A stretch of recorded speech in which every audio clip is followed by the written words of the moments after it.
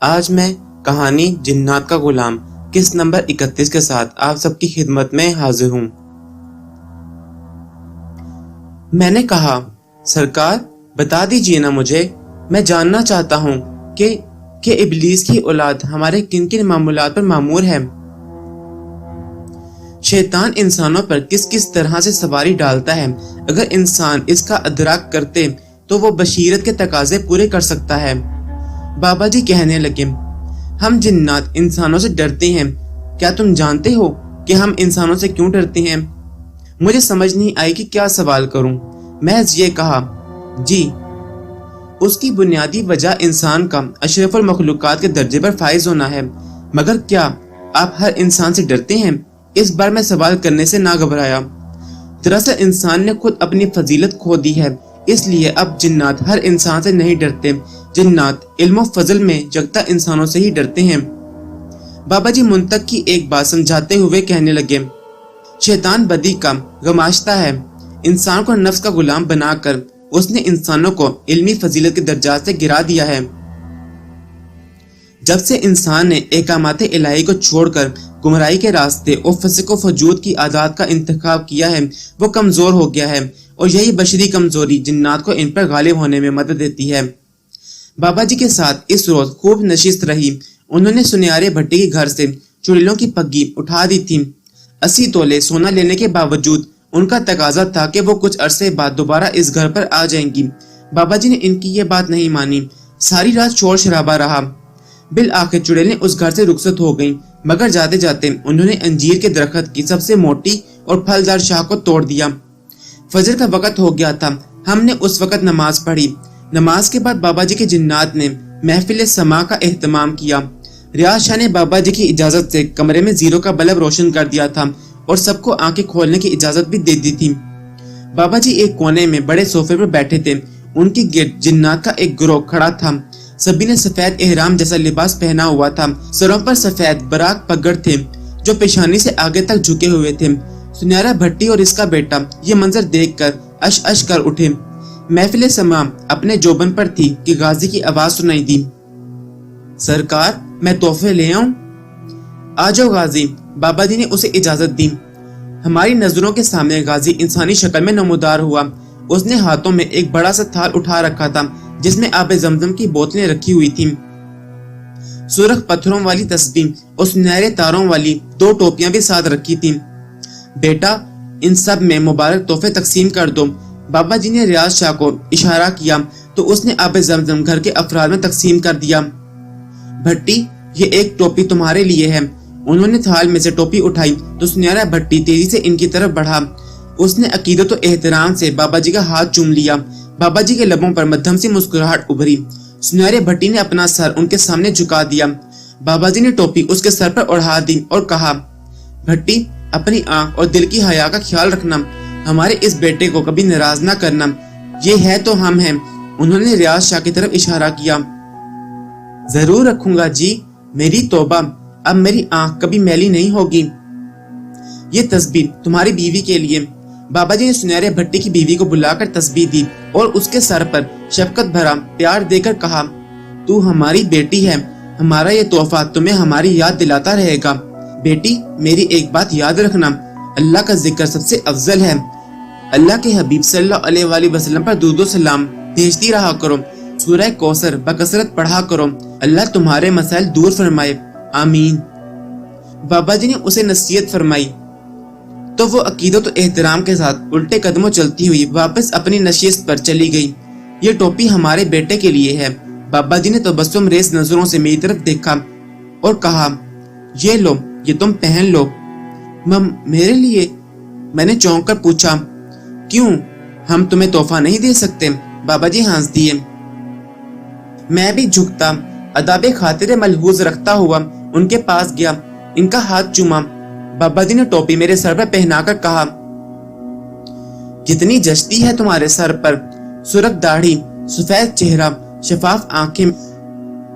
میرے بچے، ये टोपी तुम्हारे सर पर पहनाई है तो लगता है तो इस सरजमीन के बाशिंदे नहीं हो, ईरानी नस्ल लगते हो। मुझे कुछ समझ नहीं आई कि बाबा जी क्या कहना चाह रहे हैं। मैंने रियाज शाह की तरफ देखा तो वो तबस्सुम रेज अंदाज में कहने लगा, बाबा जी की बात मुश्किल लगती है, समझ नहीं आ रही। सरकार के कहने का मतलब है इस टोपी की लाज रखना, ये तुम्हारे सर पर दस्तारे फजीलत के मुतरादिफ है, इसको हर वक्त सर पर रखना तुम्हारे सर पर खूब जचती है। इंशाल्लाह मैं इसे सर से नहीं उतारूंगा। इस असना में गाजी की चहकार सुनाई दी, अंगूर खाओगे भैया?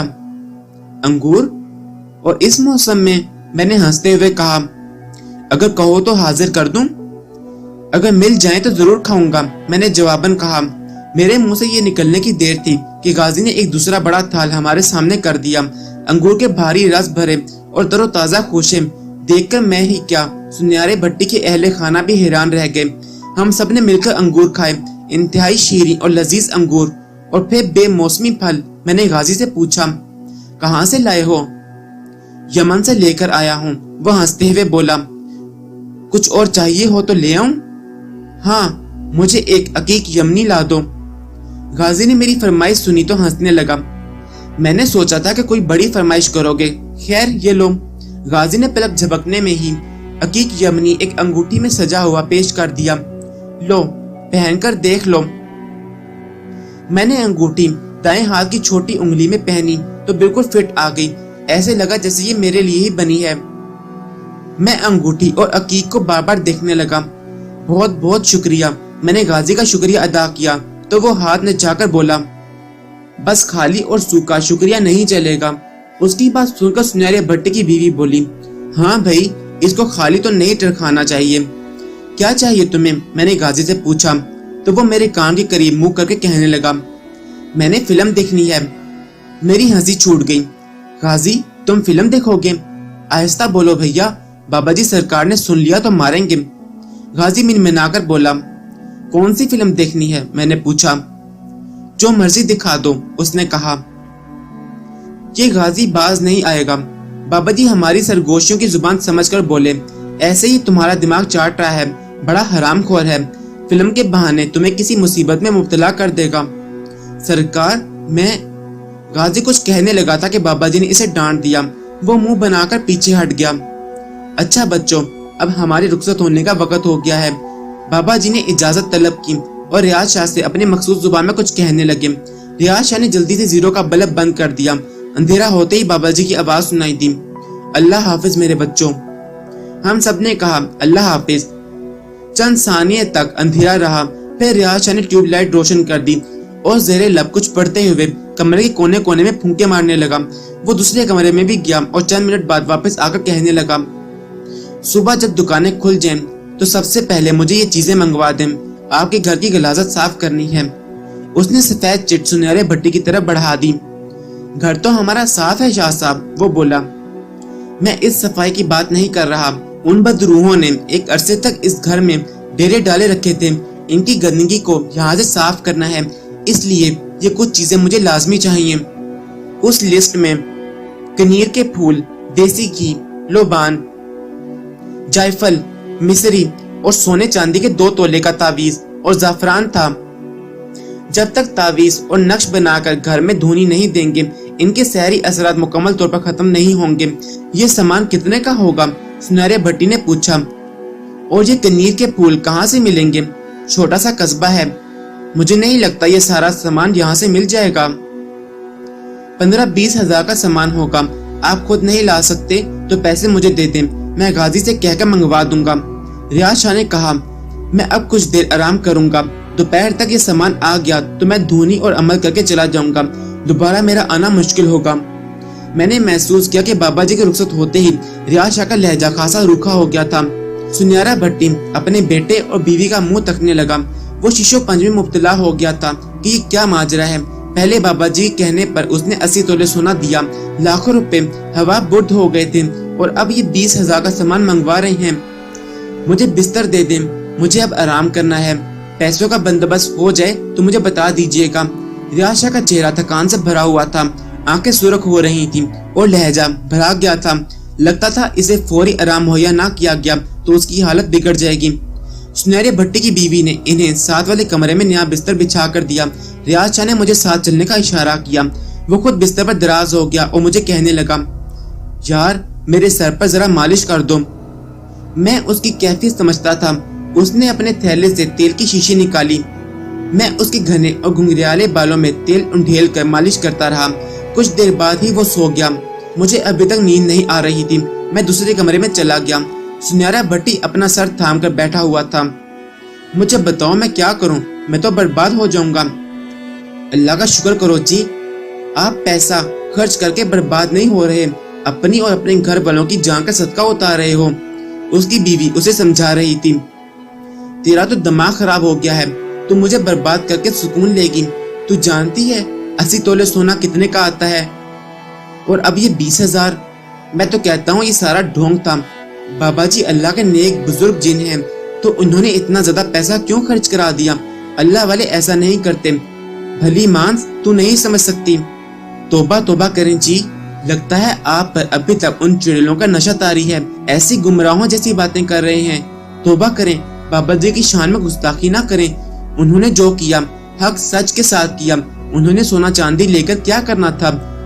मैं कब कहता हूँ उन्होंने सोना लिया होगा?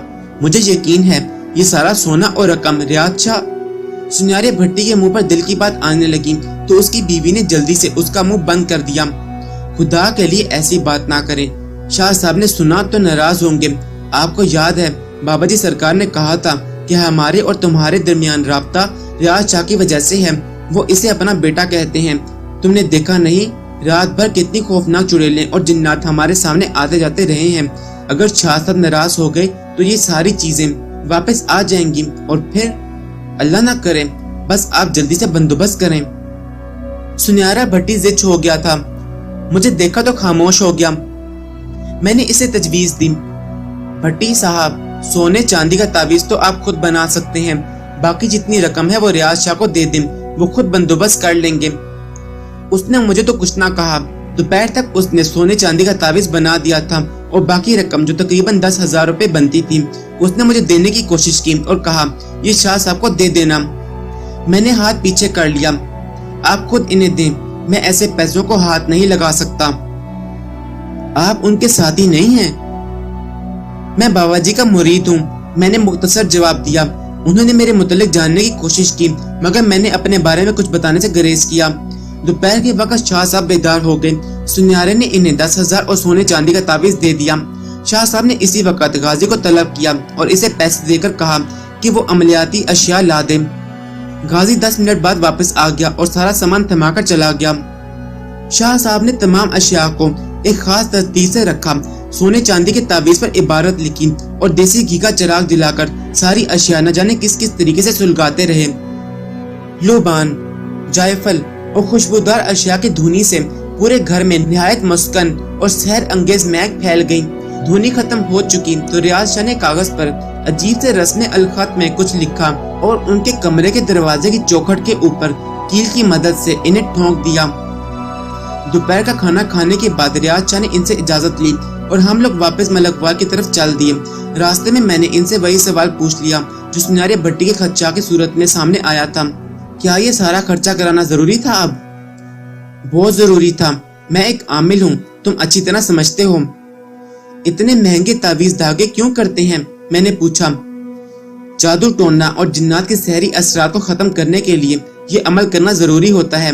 बाज औकात तो इससे भी महंगे अमल करने पड़ते हैं। अगर मैं तुम्हें ये बता दूं तो तुम ज्यादा परेशान हो जाओगे। मैं तुम्हें एक वाकया सुनाता हूँ।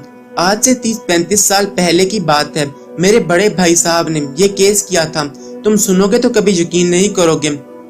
इस वक्त तक हम नहर की पटरी पर उतर गए थे। वहाँ से हमने टांगा ले लिया था और गांव की तरफ जा रहे थे। कुछ फासले पर मक्खन सिंह का डेरा था। मेरी सारी तवज्जो इस वाक़े को सुनने के लिए मरकूज थी। रियाज शाह कहने लगा, मैंने बताया है कि आज से 30-35 साल पहले पसरूर शहर में ये वाक़या पेश आया था। पसरूर में एक गवाले के घर पर जिन्नात ने कब्जा कर लिया था। उसके सारे जानवर इंसानों के हाथ से पानी पीने से गुरेज करने लगे थे। क्या तुम इस बात पे यकीन कर सकते हो कि कोई जानवर अपने घरों से पानी के नलके की हत्थी जलाकर पानी निकालने लग जाए? नाकाबिले यकीन बात है, मैंने कहा, लेकिन ये हकीकत है। उस घर के सारे जानवर नल का खुद चलाकर पानी निकालते और पीते थे। इन लोगों ने दुनिया भर के आमिलों और पीरों से राब्ता किया था, मगर कोई भी इस घर से जिन्नात को नहीं निकाल सका था। वो लोग मेरे भाई के पास पहुंचे और वो बाबा जी सरकार के साथ पसरूर चले गए। बाबा जी ने उस घर के जानवरों पर मुसल्लत जिन्नात को मार मार कर भगा दिया था और आखिर में शेर की खाल, कस्तूरी और जाफरान की मदद से एक तावीज बनाकर उस घर में गाड़ दिया था। उस जमाने में शेर की खाल और कस्तूरी हासिल करना बहुत महंगा सौदा था, लेकिन बाबा जी सरकार की हिदायत पर यह सारा सामान हासिल कर लिया गया और फिर जब ये अमल करके तावीज बनाया गया तो उस घर पर फिर कभी जिन्नात नाजिल नहीं हुए। मेरे लिए ये वाकया बहुत भारी था और इसे हजम करना नामुमकिन था, लेकिन मैंने अब हिजरत करना छोड़ दी थी और इसीलिए ये सोचकर तस्लीम कर लिया था कि अगर मेरे सामने जिन्नात और बदरूह का ज़ुहूर हो रहा है तो ऐसा अनहोना वाकया भी इस सरजमीन पर रूनुमा हुआ होगा, क्योंकि जिन्नात से कुछ भेद नहीं है। मुमकिन है पसरूर शहर के रहने वाले पुराने लोगों को इस वाक़े का इल्म हो कि वही बेहतर जानते हैं कि इनके शहर में जब ये शहर एक बड़े कस्बे की शक्ल में था, वहाँ के किसी शख्स के साथ ये वाक़या पेश आया हो।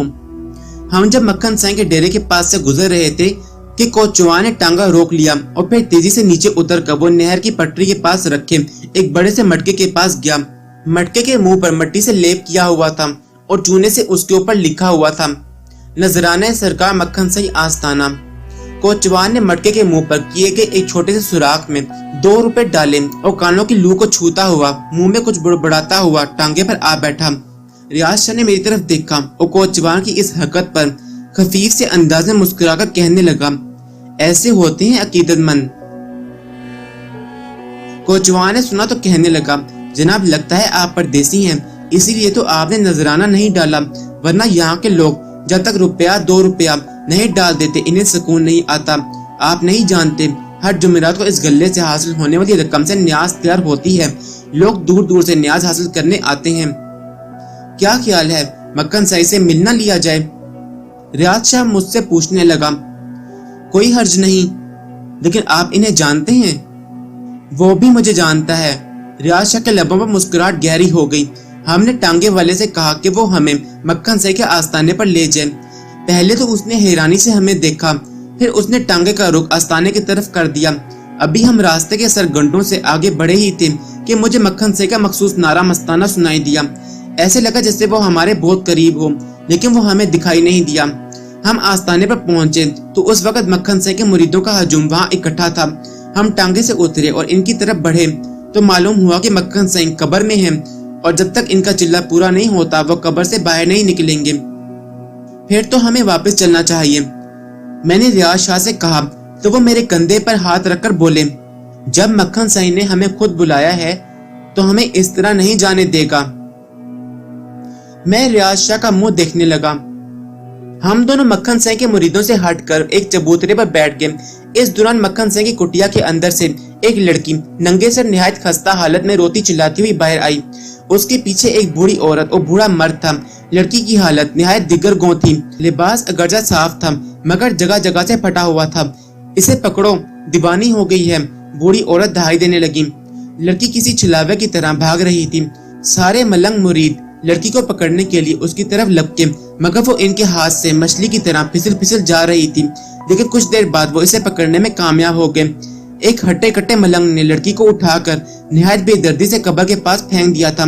लड़की अजियतनाक अंदाज में चीखी। वो मुर्गी बिस्मिल की तरह कब्र की मिट्टी में तड़प रही थी। उसकी हालत देखकर मेरा कलेजा मुंह को आ गया और मैं रियाज शाह की तरफ देखने लगा।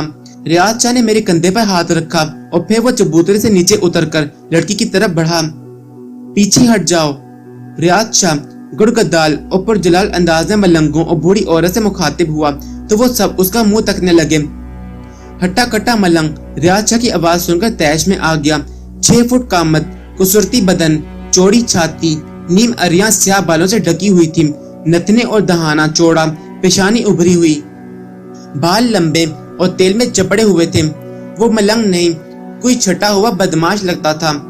रियाज शाह उसकी तरफ बढ़ा तो वो आस्तीन चढ़ाता हुआ आगे बढ़ आया। उसकी मोटी मोटी कलाइयों पर कोहनियों तक कांसी और पत्थर के कड़े थे। हाथों की उंगलियां भी जवाहरात की भारी अंगूठियों से भरी हुई थी। उसकी आंखों में अजीब सा नशा था और उनमें सुरख दौड़े साफ नजर आ रहे थे। ऐसा गजबनाक और जलाली सूरत मलंग एक तस्वराती इंसानी हो सकता था। आंखों में खींच कर सुरमा डाला हुआ था। वज़ाकता से लगता था कि वो अपने रूप बहरूप को संवारने के लिए खासा वक्त सिर्फ करता होगा। कौन हो तुम? वो जलाली लहजे में रियाज शाह से मुखातिब हुआ। हमारे आस्ताने पर हमें आंखें दिखाते हो, तुम्हें जुर्रत कैसे हो गई? रियाज शाह चेहरे मोहरे से एक आम सा शख्स ही लगता था। इस वक्त उसने जमनी अमामा से सर ढांप रखा था, जिससे जाहिर होता था कि ये शख्स मजहबी और मुत्तकी हो सकता है। लेकिन मलंग पर इसकी शख्सियत का कोई असर ना हुआ। उसके तेवर बताते थे कि वो रियाज शाह के साथ मार कुटाई से गुरेज नहीं करेगा। उधर लड़की मलंग की आवाज सुनकर ऐसी दहशत ज़दा हुई कि खुद अपने आप से लिपट गई। उस पर सख्ता तारी हो गया। रियाज शाह के चेहरे पर किसी किस्म का खौफ नहीं था। वो मलंग की आंखों में आंखें डालकर तीखे अंदाज में बोला, ओए शर्म नहीं आती? एक मासूम सी लड़की को मारते हो, इंसान हो या दरिंदे? रियाज शाह की बात सुनकर खुद मुझे एक लम्हे के लिए हैरत हुई। एक मजलूम लड़की की खातिर वो लड़ाई करने पर उतर आया था। मेरी नजर में तो वो भी दरिंदा था। न जाने उसने कितनी लड़कियों को दरिंदगी का निशाना बनाया था। आज उसकी जुबानी ऐसे अल्फाज सुनकर मुझे हैरत हुई, लेकिन हैरत से ज्यादा अब खुशी हो रही थी कि बहरहाल वो जैसा भी था, एक लड़की की इज्जत और नामूस की खातिर इन मलंगों से लड़ने पर आमादा था। मलंग रियाज शाह की बात सुनकर तब गया। उसने मुंह की बजाय हाथों से बात शुरू कर दी और अपना भारी भरकम हाथ रियाज शाह की गिरबान पर जमा दिया तो उसकी कोहनियों तक कड़े खनखनाने लगे। एक अजीब से जल तरंग पैदा हुआ था। तुझे बताता हूँ मैं इंसान हूँ या दरिंदा, बड़ा आया शर्म दिलाने वाला। तेरी मासी की धी लगती है, मामा लगता है तू इसका। उसने रियाज शाह को गिरबान से पकड़कर झटका दिया तो वो लड़खड़ा गया। गिरबान छोड़ दे मेरा, वरना तेरा हशर नशर कर दूंगा। रियाज शाह ने उसकी आंखों में देखते हुए अपने हाथ से गिरबान छुड़ाने की बेसुध कोशिश की। बात तू ऐसे कर रहा है जैसे कच्चा खा जाएगा। ले, हिम्मत है तो गिरबान छुड़ाकर देख। ये कहकर मलंग ने इस्तेज़ाइया अंदाज में अपने मलंग साथियों की तरफ देखा। ओए कोई माइका लाल है जो अच्छू खां मलंग की पकड़ तोड़ सके? अच्छू खां मलंग नाम सुनते ही मेरे ज़ेह में झमाका सा हुआ। अगर वो वाकई अच्छू खां ही था तो उसका डेल डोल उस पर ही जचता था। बरसों पहले इस नाम का एक डकैत गुजरा था, इंतहाई सफाक और ताकतवर। सुना था कि वो किसी पुलिस मुकाबले में मारा गया था। कोई कहता था कि वो इलाका बदर हो गया था, लेकिन आज बरसों बाद वो मक्खन सिंह के डेरे पर नजर आ रहा था और एक मलंग के रूप में। उसके चेहरे की सफाकी और दरिंदगी उस बात की खमास थी कि वो अच्छू डकैत ही हो सकता है। मेरा ख्याल था कि रियाज शाह उसकी असलियत से आगाह नहीं होगा। अगर तू अच्छू खां डकैत है तो ये जान ले कि अब तेरी मौत आने वाली है। मेरा गिरेबान पकड़कर तूने बहुत बड़ी गलती की है। रियाज शाह मेरी तवक्का के बरअक्स इसे जानता था और मेरे लिए हैरत की दूसरी बात थी। हाँ, मैं अच्छू खां डकैत ही था, लेकिन अब मक्खन सिंह का मलंग हूँ, उसने कहा। एक मलंग और डकैत में फर्क देख लिया तूने। अगर तूने अच्छू खां डकैत को ललकारा होता तो मेरी बंदूक की गोली तेरी बात का जवाब देती, लेकिन क्या करें, अब अच्छू खां मलंग हो चुका है, मजबूरी ने रोक रखा है। तू मलंग नहीं, अब भी डकैत ही लगता है, रियाज शाह ने किसी घबराहट के बगैर कहा। मलंग ऐसे होते हैं? तू सांड है, अब भी लोगों को लूटता है, बेरहमी से पेश आता है। इस बेचारी ने तेरा क्या बिगाड़ा था जो इसे यूं उठा कर नीचे मारा है? तू वहशी था अच्छू, अब भी तो वहशी है। ओए जुबान बंद कर, रब सोने की कसम तेरी जुबान काट डालूंगा। अच्छू खां धारते हुए बोला। इस दौरान मैंने महसूस किया कि रियाज शाह के चेहरे का रंग तब्दील हो रहा था। उसकी पेशानी की लकीरें तन गईं और नथने फूलने लगे। इससे कबल के मलंग कुछ और कहता, रियाज शाह ने गिरबान पर काबिज हाथ पर हाथ रखा और दूसरे हाथ से जोर से उसके मुंह पर थप्पड़ मारा कि वो किसी जख्मी भैंसे की तरह डगराता हुआ, कलबाजियां खाता हुआ कई फुट दूर जा गिरा।